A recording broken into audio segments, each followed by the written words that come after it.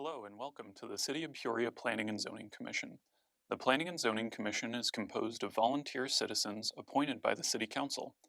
The Commission is the designated hearing body for a range of land use applications, including general plan amendments, rezones, conditional use permits, and amendments to the zoning code. Upon recommendation by the Commission, general plan amendments, rezones, and zoning code amendments proceed forward to the Peoria City Council for final action. For conditional use permits, the Commission will make a final decision subject to appeal. All hearings are conducted in accordance with the rules for procedure requirements to allow an impartial and efficient hearing, and all Commission meetings are open to the public under the Arizona Open Meeting Law. Each case will be called in the order in which it appears on the agenda unless otherwise announced during the meeting. Once called, City staff will give a presentation of the case, followed by a presentation from the applicant if they so desire. After the applicant's presentation, members of the public who have submitted a speaker's request form will be called to speak by the Commission Chair. The applicant may be called to provide additional information, clarification, or a rebuttal. The Commission will discuss the case, may ask additional questions, and take action. Any member of the public wishing to speak must complete a speaker's request form and hand it to the planning assistant at the end of the dais. When speaking, please limit your comments to a maximum of 3 minutes and try not to repeat statements already made by others. We welcome your comments, and as fellow citizens of Peoria, we thank you in advance for your participation. Good evening. Welcome to the Thursday, December 5th, 2024, City of Peoria Planning and Zoning Commission meeting. I will start out with a brief roll call. Chair Fighters present, Vice Chair Waitman Powell. Present. Secretary Nelson. Present. Commissioner Cottrell. Present. Commissioner Konkowski is not present. Commissioner Myers is not present. Commissioner Villasenor. Present. Thank you all. Do a final request for speaker request forms. Seeing that I have none, we will move on to the consent agenda. All items on the consent agenda are considered routine in nature or have been previously reviewed by the Commission and will be enacted in one motion.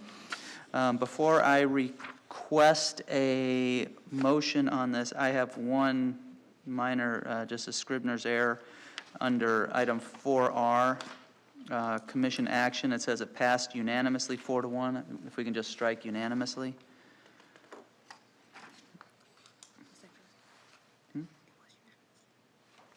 No, it passed 4-1, not unanimously. So just strike unanimous. Okay. Any other commissioners have any comments on the consent agenda, disposition of absence, or the minutes from the prior meeting?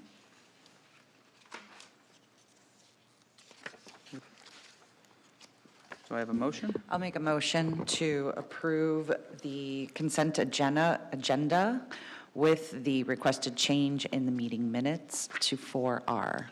Great, thank you. Commissioner Waitman Powell, I second. I have a motion and a second. Commissioners, please vote.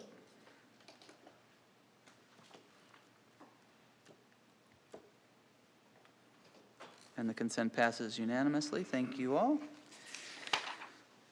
First item on the regular agenda, new business item 3R, code amendment, downtown TA 24-04. Staff? Mr. Chair, members of the commission, I know you are wanting to hear me talk about a code amendment one more time. However, I'm only going to be providing opening remarks this evening. So Lori Deaver, I am the Deputy Director of the Planning Department for those who might be joining us online. I am also joined this evening with Ms. Sarah Dirks, Senior Planner. We will be discussing the Downtown Code Amendment here shortly. In terms of remarks, I'd like to kind of take a step back and remind folks as to why we are here this evening. In that regard, downtown has long been identified as an important revitalization and redevelopment priority for the city of Peoria. And as we've talked about in front of commission before and city council as well, over the last several years, the city has continued to make meaningful investments and improvements to reposition downtown for redevelopment by strategically assembling land in a refining redevelopment concepts. We've talked about Caldwell, Jefferson House in that regard. So to this end, and the reason why we are doing this particular amendment, it's important to ensure that our associated land use matrix and sign code regulations for downtown are in alignment, they're recalibrated, they're restructured, and they're supporting those ongoing efforts by the city. So in that regard, I'm going to turn it over to Sarah for the full discussion regarding the amendment.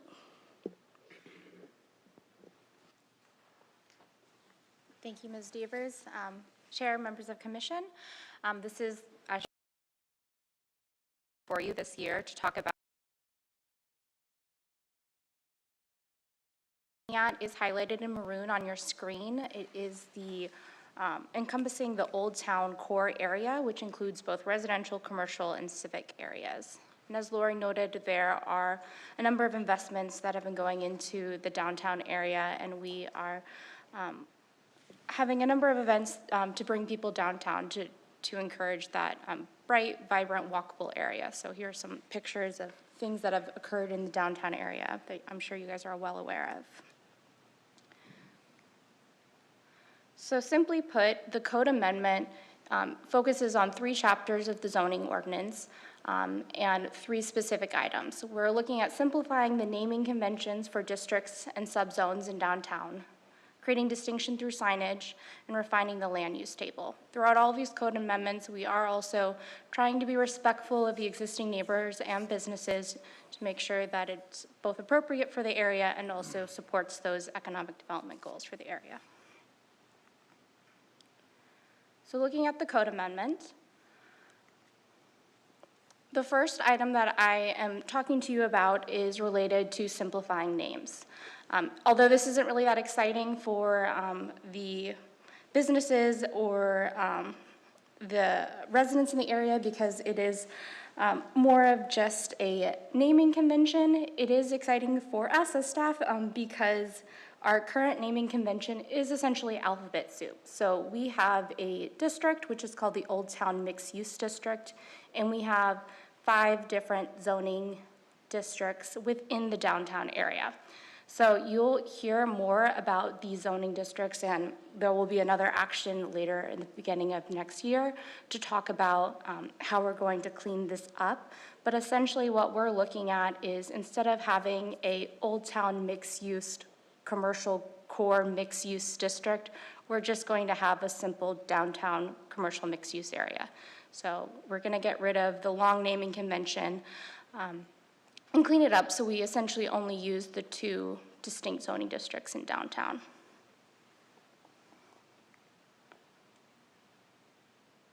And so this is the areas in which we're hoping to clean it up with the next action later on next year.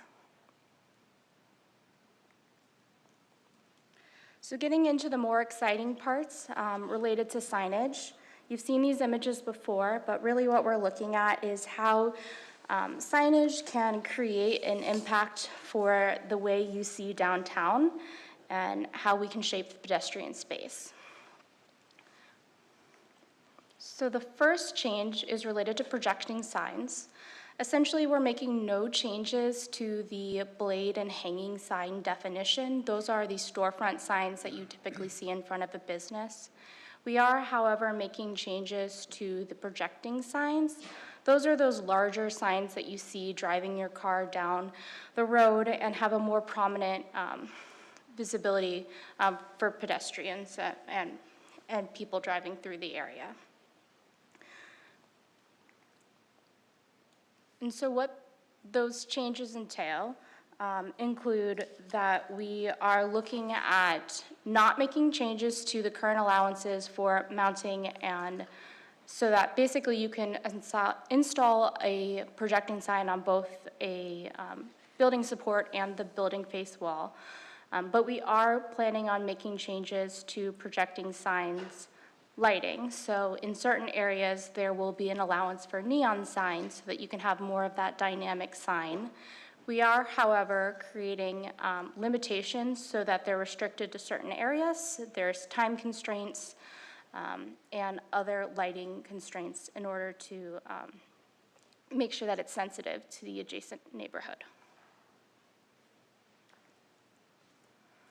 The next change is that we are looking at not change, or, so essentially, this next change is related to sign area allowance. So we've simplified the sign area allowances to 3 different allowances. We are keeping the downtown residential sign area the same as it is, not changing it. But in the commercial core area, we're increasing the sign allowance based on whether it's facing or abutting residential, or whether it's in the true commercial core. So the areas that you see with the lines on the screen will be the areas that will have that added allowances of 36 square feet.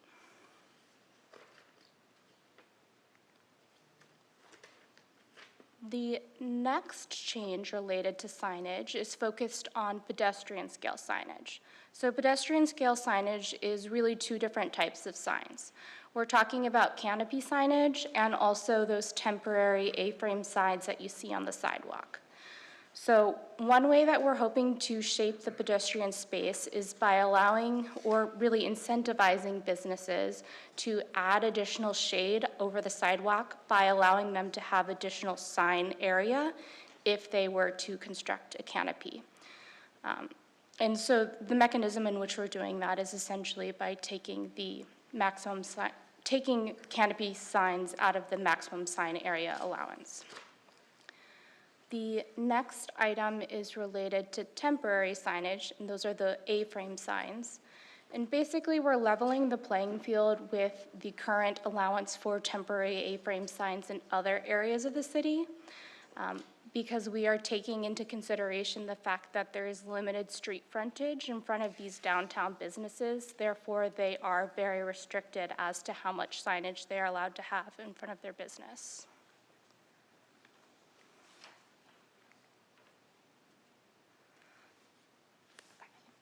So the last item is related to land use allocation. So essentially, we are not making any changes to the downtown residential mixed-use area, but we are making changes in other parts. So part of that is we are modernizing our land use table, so we're simplifying our land uses. So instead of spelling out every single use you could possibly think of in a land use table, we are consolidating some of those uses and getting rid of some of those obsolete uses which we don't see as much in the city or really nationally. So we are sadly getting rid of our director's beloved Blockbuster and movie store rental. We are maintaining the current allowances for drive-through, or the current no drive-through policy, and we're maintaining the automotive use restriction or requirements as is. The new change that we're putting in is we are restricting residential on the first floor of 83rd and Washington. So the area in the white and blue line, we're looking at restricting it to commercial only on the first floor.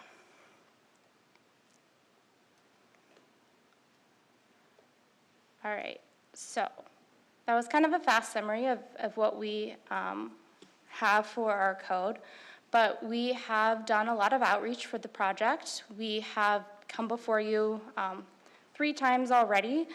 We've talked to the Historic Preservation Commission. We had a downtown open house where we notified business owners and residents in the area. And then we are here before you today for a recommendation on an action. And then next month, we hope to go before City Council for their recommendation. We did notice for the case in accordance with the zoning ordinance. Just to summarize, with our study sessions, we did take into consideration recommendations related to sign allowances, including the lighting, size, and mounting locations. We took in consideration from study sessions the restrictions related to commercial on the first floor to capitalize the commercial component in downtown. And then we did not make any changes to the downtown residential area. In addition to the study sessions, we did reach out to external departments, or we reached out to other jurisdictions to find out what their lessons learned were, and we reached out to internal departments to see what their recommendations were for implementation. Although we've had some general vocal support from the general public, we haven't had any written opposition or support related to this text amendment. So our findings is that the revisions incentivize and create an inviting pedestrian space for downtown. It supports the general plan to create a downtown as a vibrant and walkable mixed-use area, and it is sensitive to the existing businesses and residents, while recognizing the constraints on the existing businesses.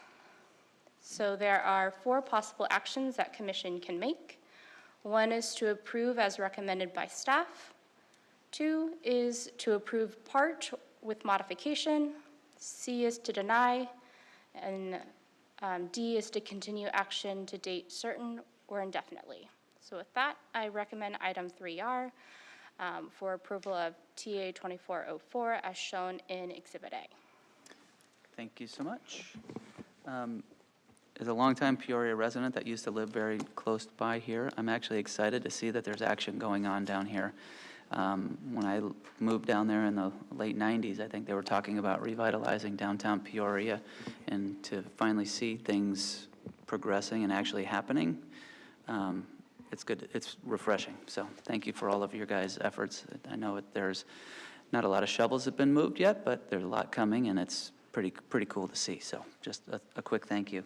Comment, encouraging shade structures over the sidewalks, is that, we're going to need to provide easements for those property owners? Because I assume the sidewalks are owned by the city, or is it just automatically covered in the revised text? So, Chair, members of the commission, that's a great question. What needs to happen, because as we've talked about before, immediately when you step outside of these businesses, you go within the right-of-way. So along the lines of an easement or an encroachment permit, what the city uses will be a license agreement, and this will cover any shade structures, possible extensions of the facades themselves, any railings associated with outdoor patio, things of that nature. So, and/or signage, because projecting signage may go out into that area as well. So we are working on, as a secondary effort to back up this text amendment, is the allowance to create a license agreement template for folks to use. And so it's very easy for them to be processing this. At the same time, they may be going through tenant improvements or sign permits, et cetera. So we're working on having this dovetail into the process itself. Thank you. Vice Chair Waitman Powell? Thank you, Chair Fider. A few clarification questions. I did see that there was no flashing lights, and I guess that could be because of safety concern or possibly resident request. The only reason I'm asking, I never got my degree in communications with an emphasis on public relations, advertising would play here, but a lot of businesses use, I guess flashing signs for, when it gets dark early so that people know that they're open and to attract businesses. So maybe, for safety purposes, or was that a resident request to not have anything with flashing lights? Chair, Commissioners, Commissioner Waitman, this in particular was a concern for the Historic Preservation Commission, especially when these signs are potentially adjacent to residential uses. This is not an uncommon requirement. Also, we have the ability to have this particular type of sign type within the P83 area. So by extension, we just carried that restriction over. So traditionally, signage cannot be flashing, blinking, et cetera. So it's a twofold concern. It's the residents. Secondly, it is a safety consideration, especially given the proximity of these signs adjacent to the roadway. Of course, for our driving residents, thank you.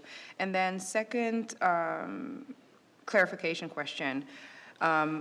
I think Mrs. Dirks talked about this, that there would be no residential on the first floor. The question that I have, coming from an entrepreneurial family, my mom owned several business parlors in Europe and the U.S. So my question is, I know when I was growing up, we actually bought an entire building, and we had our beauty parlor on the bottom, and up top was a complete loft.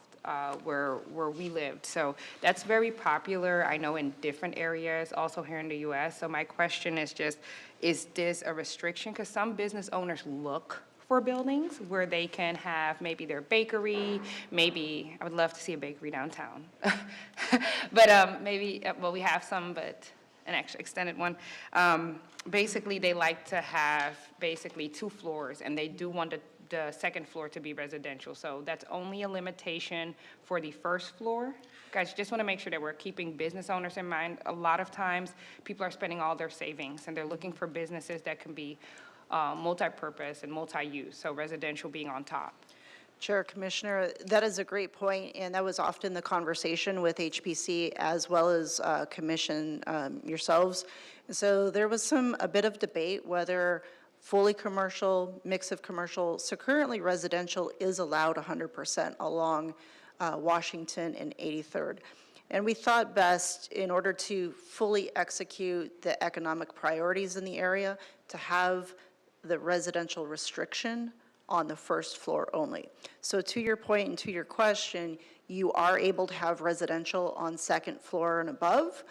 The restriction is only for Washington, 83rd, no residential on the first floor, because we were wanting to have that business environment, the extension and that activation.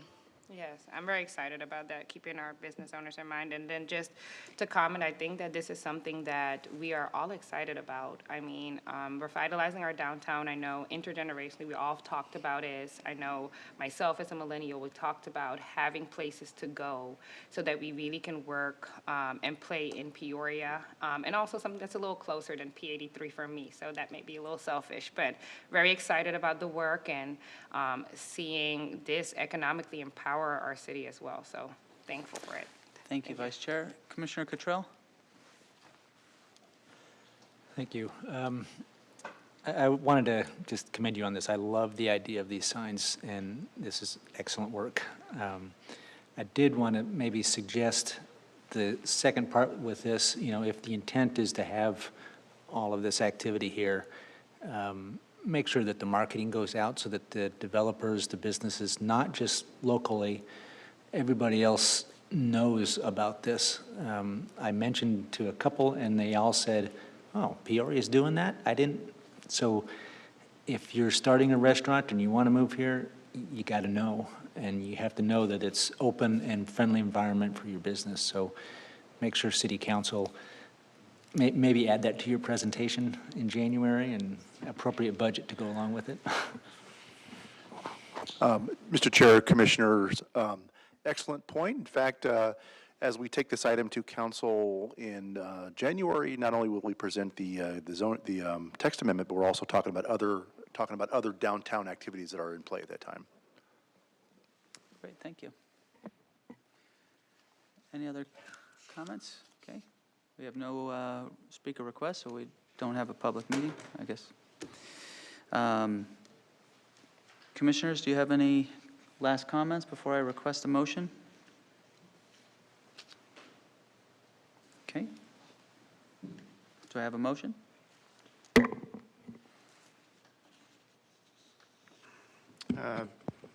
Secretary Nelson? Yeah, I'd like to make a motion. Chair, I would recommend approval of case, make a motion to recommend approval of case TA 24-04 to City Council, as shown in Exhibit A. I'll second. This is Commissioner Villaseñor. I have a first and a second. Commissioners, please vote. And the motion passes unanimously. Thank you. Next item on new business, 4R, Development Activity Update. Presentation and possible discussion regarding development activity over the course of 2024, as well as Planning Department's 2024 work plan. Discussion only. Staff. Chair and members of the commission, I have with me two esteemed guests on the left and right, so I will be starting off the presentation and asking for assistance as needed, should I not fully elaborate as well as I should, because this is an exciting topic. We are at the end of the year. A lot has gone on in 2024, and we do want to share that with you. So a couple topics on the agenda. We're going to talk about some development activity, some zoning ordinance amendments, because, that was so last weekend tonight. Upcoming major development cases and some process improvements. So let's talk development trends by fiscal year. So in terms of our performance metrics, we track development applications by case type. And what you see is FY '21, '22 through '24, and what we have for basically the first quarter of '25. So we track by fiscal year, which starts in July, goes to June. So a couple of things to consider.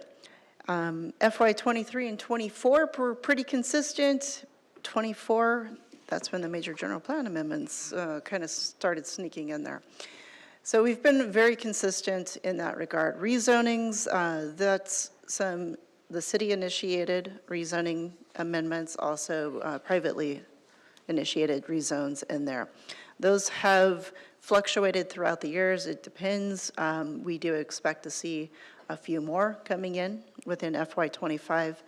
Conditional use permits. So after you go through the general plan and the rezoning, you're about 1 to 2 years out. You really start to see that next level or conceptual planning starting in the form of the conditional use permits, the preliminary plats, and the site plans.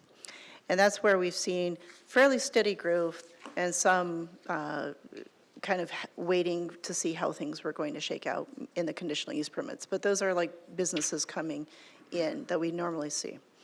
Preliminary plats. Now, the numbers are always interesting, and I do want to point out a couple of things. We've had activation of Saddleback Heights. And when I started in 2013, they said that was 20 to 30 years out. Nobody was going to be up in that realm. Well, here we are today, and the gentleman to my right has processed so many pre-plats for Saddleback Heights. It's arrived.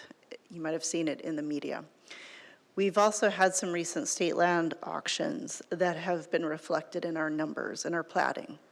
We also have, with those plats, we're heading up north, and the topography is quite different. So we're seeing multi-phased plats together. So one case may have 4 subdivisions tied together, but you could be in hillside or definitely undulating topography out there. So the care and the complexity that takes for those plats definitely has increased.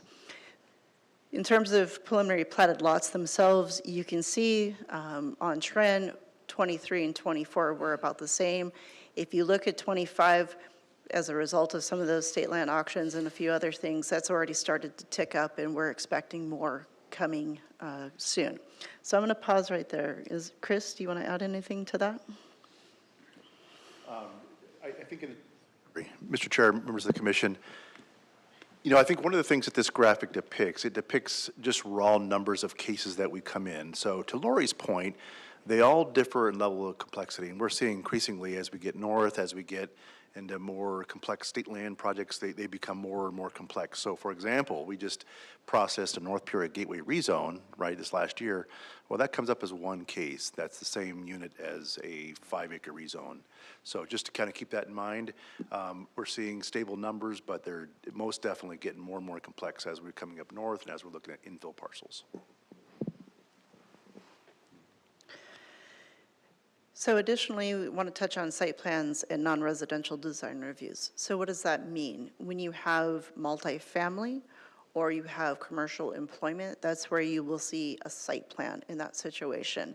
So the non-residential design reviews, again, commercial settings. So this has been steady throughout the time, and as you can see already, again, we're only in first quarter of FY '25, but those numbers have already popped up in terms of site plans that we're processing. Sign permits, we do a phenomenal amount. That's usually when business turns over or new businesses, et cetera. Those continue to be high level. Native plant permits, why did I pick that one? In particular, every time we have a preliminary plat that goes north of Pinnacle Peak, we have a native plant permit that gets pulled. Those numbers have spiked in FY '24.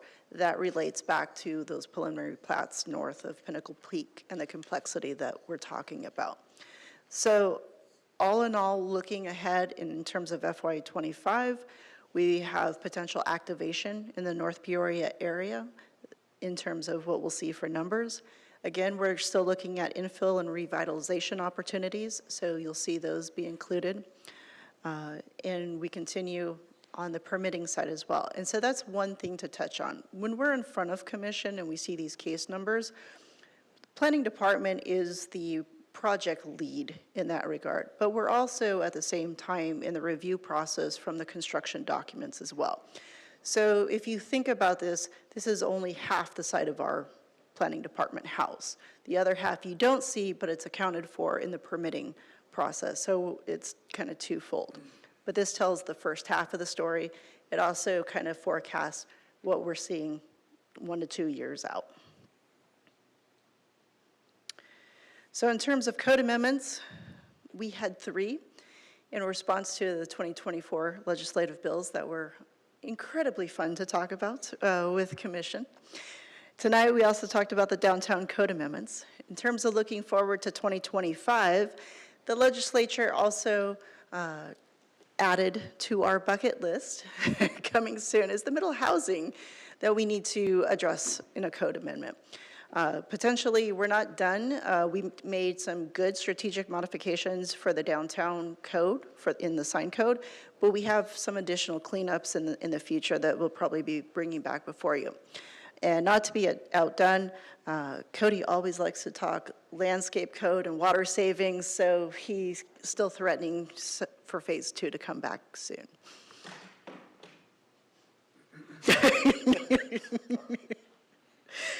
One of the other items I wanted to touch on was strategic planning, and you're seeing us on the current planning side, but I do want to touch on the strategic planning side.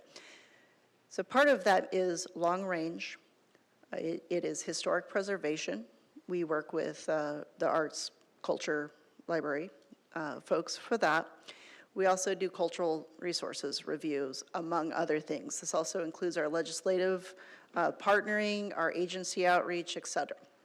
So in terms of what we've accomplished this year, it's an incredibly small list, but this does not near showcase what we actually did. The four biggest ones were the general plan amendments that we accomplished. Coming soon, effective in January, is an update to the Parks and Trails standards within the Peoria Engineering Standards Manual.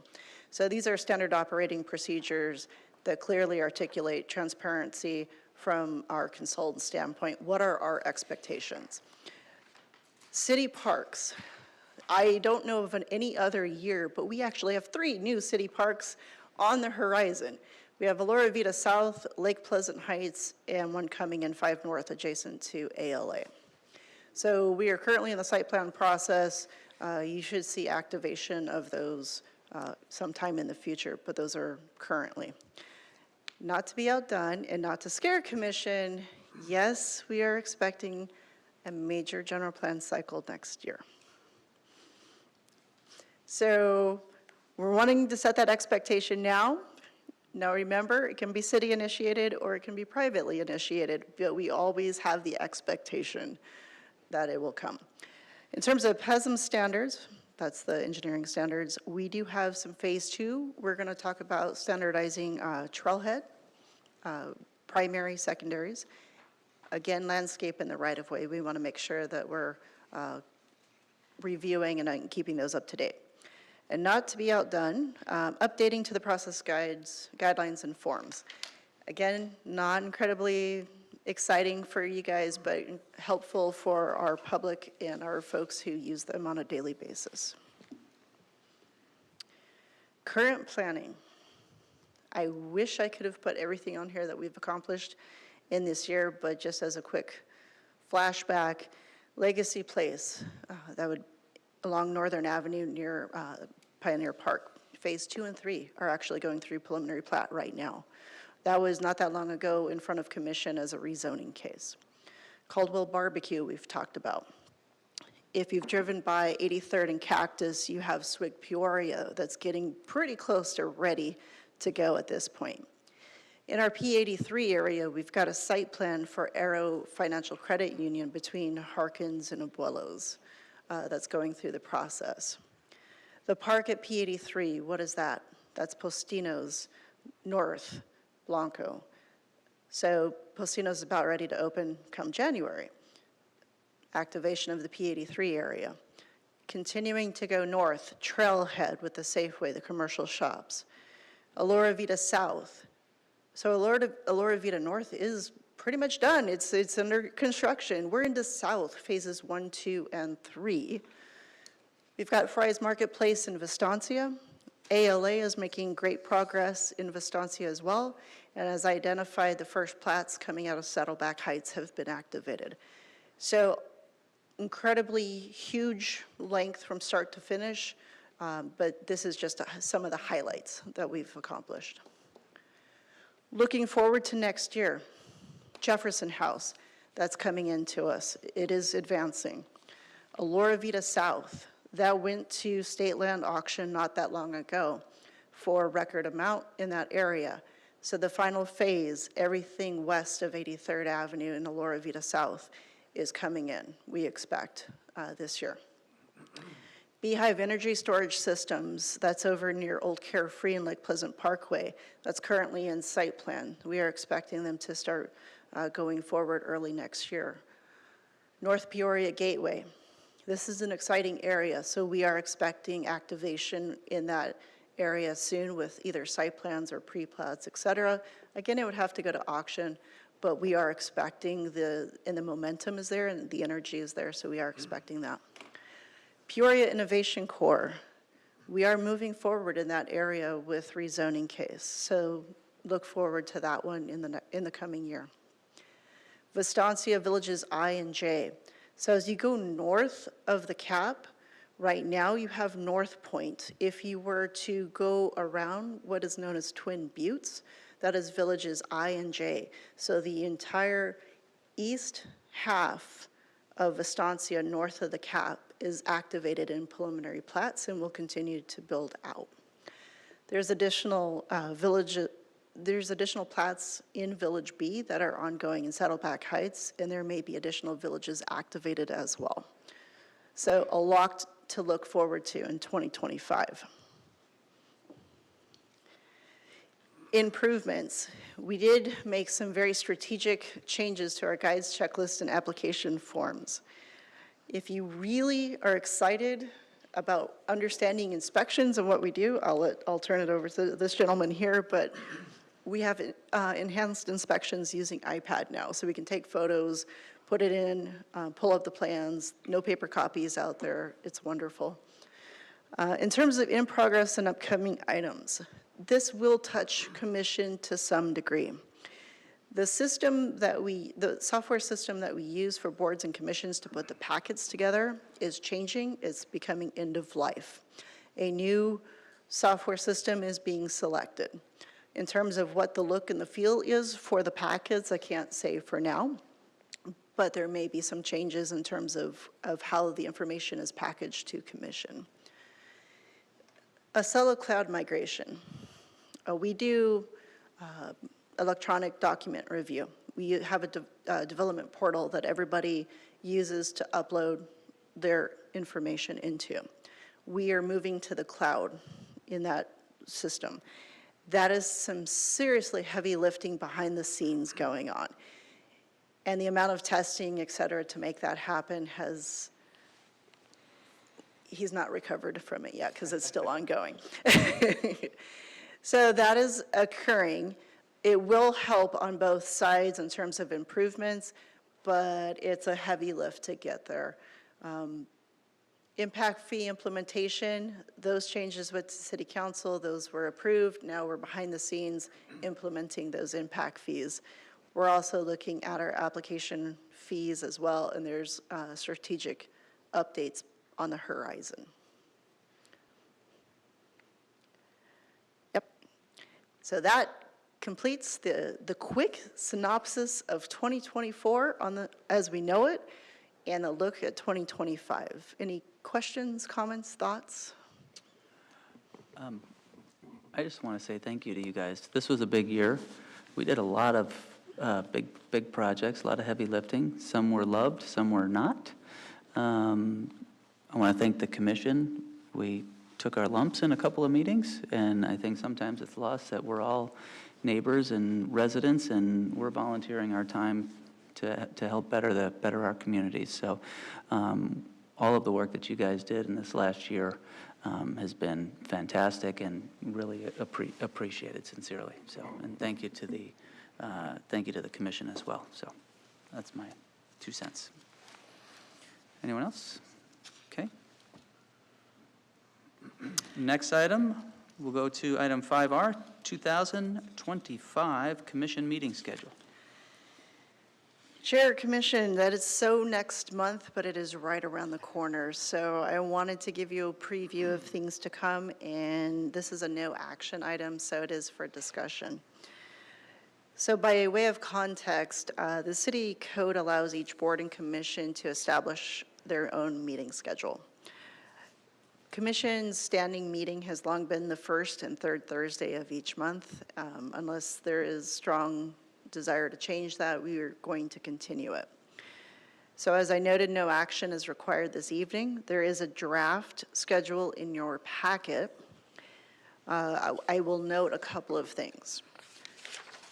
I don't believe anybody would like to join us immediately after New Year's Day, so we are proposing to cancel the January 2nd P&Z meeting. So with that, we also have a federal holiday, or recognized holiday, June 19th, so we would not be having a meeting on that day. Again, leading into a holiday weekend, July 3rd, I'm not sure quorum could even be reached because I know you have fabulous plans. So those are the 3 known cancellations.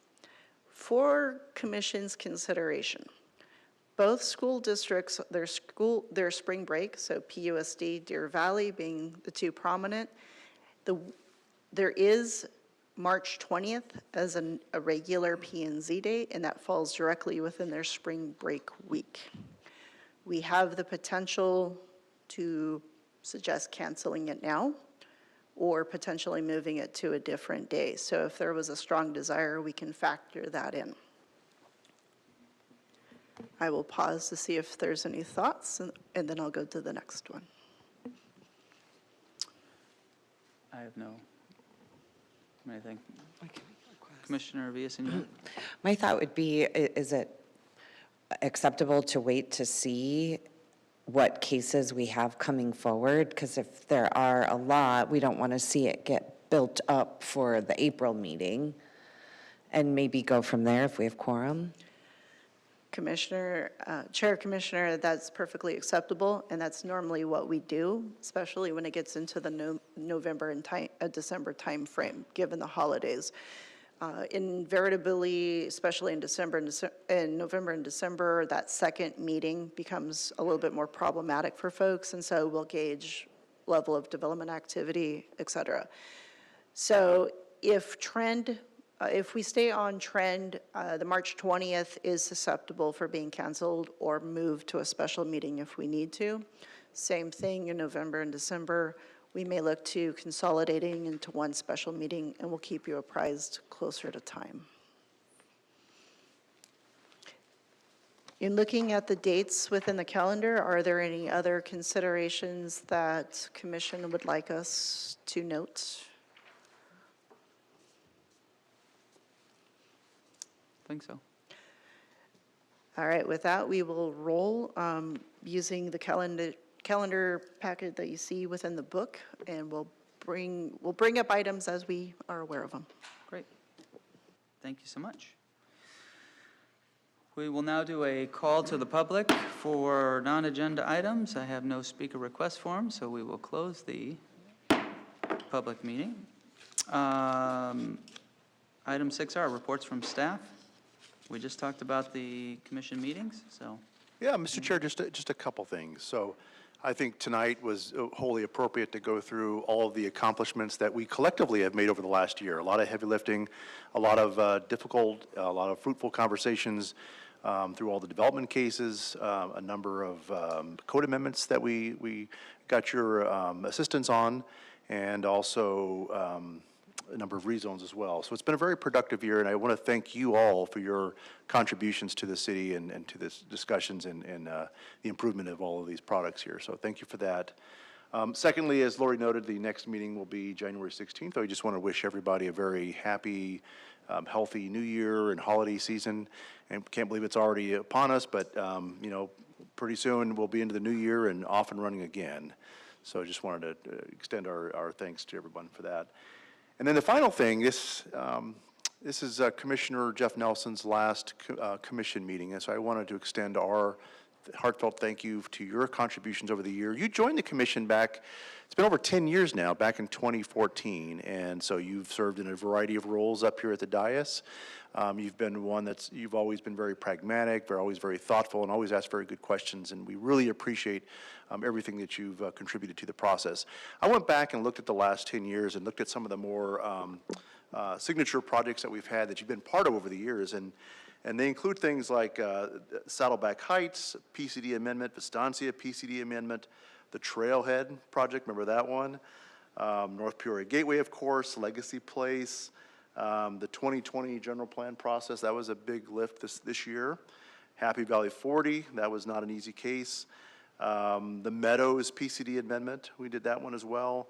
And then on the code amendment side, we processed a code amendment for donation bins several years ago. There was a concern about the look and feel of those. We've done a sign code update during that term, downtown code update that we talked about tonight, and not to be outdone, the recreational, or I should say, probably call it something else, but more of the personal use marijuana, medical marijuana, and regular marijuana and delivery. So that was also a code amendment that was done. Of course, that was a privately initiated amendment, but nonetheless one we had to work with. We got a lot done, didn't we? So it was a lot. It was a lot, and we want to thank you, and we do have something that we would like to provide with you to recognize your time and your contributions here to the city. So, Commissioner Nelson, we thank you very much. Well, I appreciate it very much, and if the chair would indulge me, just to Please. say, I've really appreciated my time. I can't believe it's been 10 and a half years, but, you know, my gratitude to former Mayor Bob Barrett, who had nominated me for this back in 2013 or 14, and the council subcommission on boards and commissions who selected me, and then I've had the pleasure of working alongside an amazing team of professionals that I'm staring at right now, some who are no longer with us, thankfully many who are. Anybody who doubts the value of government who may be watching this, I would encourage you to serve. You'll have a very different perspective when you get to interact with this caliber of a team. So thank you, and I also want to thank my fellow commissioners. It's been an honor and a privilege to serve with you. We have such an insightful, thoughtful, smart group that I have served with for the last 10 years. It's just been incredibly, I've learned more than I felt I've given. So it's been a very enriching experience. So thank you for the opportunity. Thank you for the privilege and providing this opportunity to residents like me to be able to give our input. I've appreciated the experience. So thank you very much. I would also like to just say thank you to Jeff. You know, we don't always vote the same way, but it's always respectful and professional, and I've really enjoyed working with you. We've been working together for five years now, and I want to extend our appreciation as a citizen of the city and a member of the commission. I will say, for a Green Bay Packer fan, you're a pretty good guy. So we have looked past that for many years now. So, but sincerely appreciate all you've done, and would love to have you back anytime. So, thank you. Vice Chair Waitman Powell. I won't make it too extensive, because guess what? I'm trying to make it back home for second quarter, too. You know, we love some fade and football in my family, and I know they're on. I got the score up. Just want to thank you. I think it's been almost 4 years that I've had the privilege and honor of serving with you. I know that I joined as the youngest member on the commission, and at that time, learning so much from just you always putting our community first, always being fair and being intentional and very thoughtful. And I just want to thank you for serving alongside of you and getting the opportunity to learn alongside of you and with you. So thank you for your service. And we need more people like you, because we do volunteer a lot of our time, and you really do it because you love this city. Thank you. Thank you. All right. Any commissioners have anything to add? Okay, with that, we will adjourn the meeting. Thank you all.